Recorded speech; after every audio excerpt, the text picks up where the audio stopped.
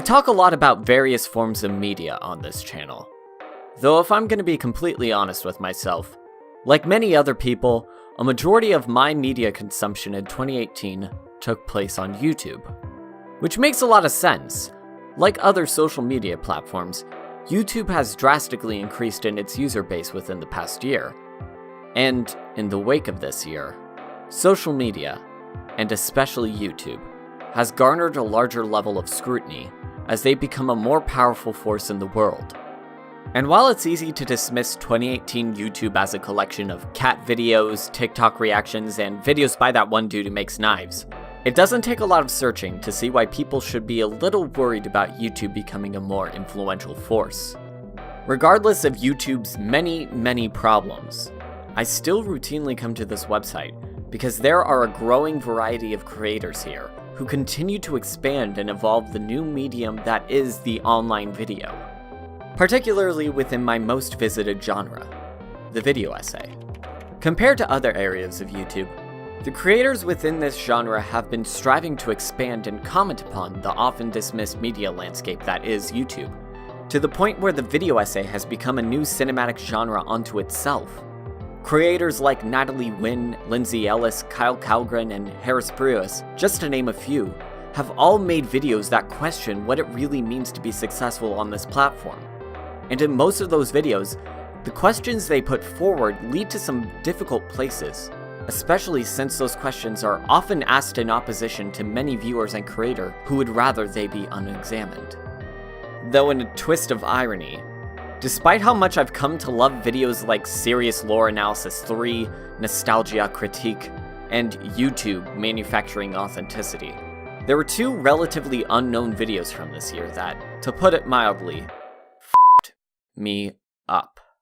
That is to say that the content of these videos gave me the sort of psychological gut punch that I naively thought that I wouldn't have to deal with now that I'm older. Lesson learned, I guess. Both of these are relatively smaller creators, and both of these are video essays that similarly explore ideas of identity and public perception within a system of commodified authenticity. The first comes from Sarah Zed of the channel Let's Talk About Stuff, where she examines the graphic novel of Anya's Ghost. The second being Shannon Strucci's more well-known series Fake Friends, which explores the nature of parasocial relationships within our internet culture. While I don't want to conflate the work of these two women as being the same, and highly encourage that you watch these videos, it was striking to me how both of these videos addressed a similar fundamental issue in our age of YouTube. The need to consistently present a version of yourself to the world that can be seen as authentic. #relatable. Strucci's video discusses how easily this authenticity can be cultivated in a series of artificial relationships that can lead to some psychologically unhealthy places. Zed, meanwhile, uses Vera Brugzel's graphic novel to talk about the toll this obsession with presentation can take on a person if they choose to focus too much on it. Both of them warn about the dangers of falling into this cycle of commodified authenticity and artificial friendships, of becoming the sort of person that obsesses over their attempts to broadcast themselves to others, that continually look to other people who will most likely never know about you just to have some false sense of camaraderie, that try to emulate those people regardless in a vain attempt to perhaps see them as peers or colleagues rather than idols, that chase after novelty and pursue trends hoping that it would be enough to achieve similar notoriety, even though the chances of that are next to zero, so why?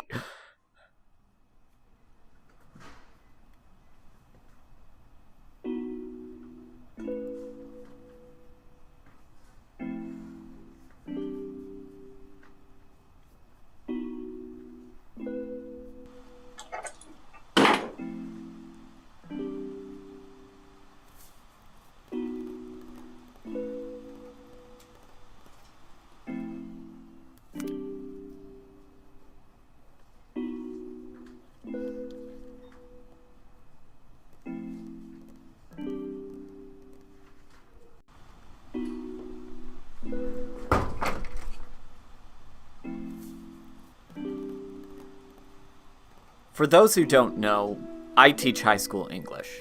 I haven't started working full-time yet, only doing long-term substitute teaching jobs in between my other work. But I have been pursuing this career in education for the past 6 years of my life. I was inspired to pursue this job after I realized how much I loved literary analysis and critical thinking, after a teacher made me realize that analyzing a book was really similar to making a video review, like the ones I would watch from The Nostalgia Critic, Sequelitis, or Zero Punctuation. Even before I discovered these people, I always had a desire to make videos like them. Though since I didn't have any access to any equipment that would allow me to do this, I instead used that desire to help my writing. And all throughout this time, I really didn't put a whole lot of thought into how I related and somewhat obsessed over these people. That was until 2015. My now fiancé and I were wandering the show floor of a convention, where I stumbled upon a booth that was being run by Brad Jones, best known as the Cinema Snob. I had previously been keeping my cool around the various celebrities that were guesting at the convention, but I was too nervous to even approach Jones. I wasn't even that big a fan of him at the time, and had only really known him through his collaboration videos with the Nostalgia Critic. But the fact that there was a person who I had only known through the internet standing before me was enough to make me forget that he was still just another person. Or maybe it was because he was only a person seen through pixels that made physically seeing him so overwhelming. After feeling embarrassed by the whole ordeal, I resolved that I wouldn't let that happen to me again.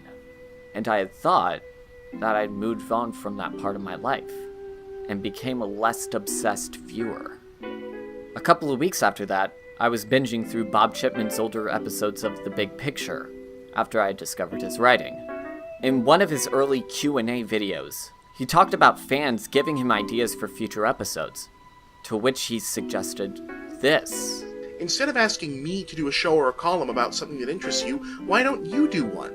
The internet provides a lot of opportunity for new voices to be heard on blogs, forums, and video sharing sites. If you've got something to say, why tell me about it when you could tell the world?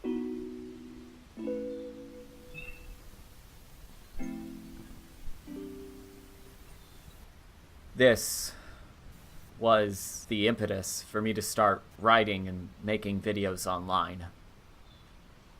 Oddly enough, the reason why I ended up pursuing teaching and writing both came from a desire to emulate figures that I know I can't and shouldn't obsess over.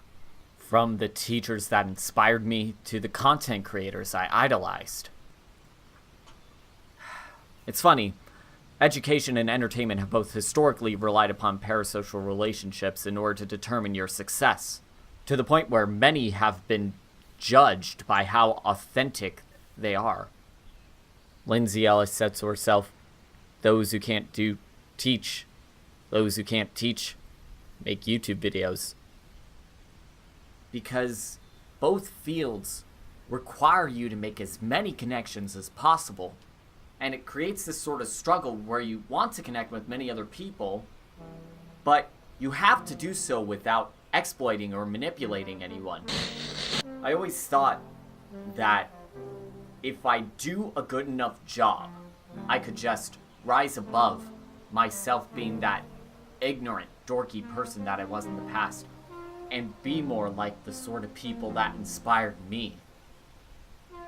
I don't know if I'll ever become that sort of person, or if that person even exists. But the reason why these two videos meant so much to me, the reason why they awakened such anxiety, is how they reminded me that even after all this time, I'm still that nervous kid at a convention. And I may be too reliant on these sort of relationships. I've been someone who's been very much ingrained within these parasocial relationships.